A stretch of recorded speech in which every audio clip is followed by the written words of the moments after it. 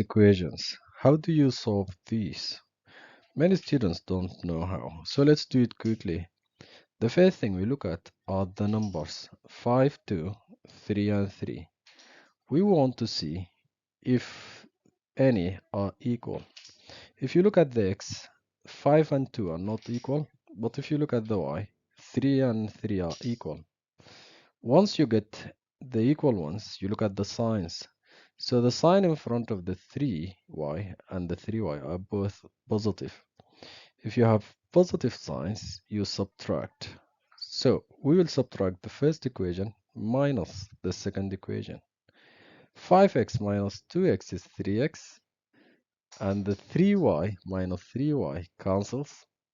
41 minus 20 is 21. That gives you 3x equal 21. Now, to get just x, divide by 3.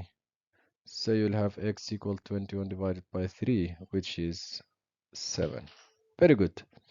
Once you get one of them, you substitute in any of the equations. You can substitute in this equation here, the 5x, or 2x plus 3y equals 20. I'll choose the 2x plus 3y equals 20 because it's just the smaller numbers.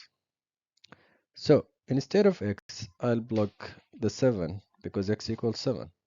So we'll have 2 times 7 plus 3y equals 20, and that gives you 14 plus 3y equals 20.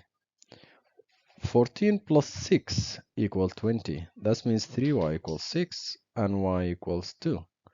That's how you solve the simultaneous equations. Was it easy? If you like this video, please subscribe and like so you can see more.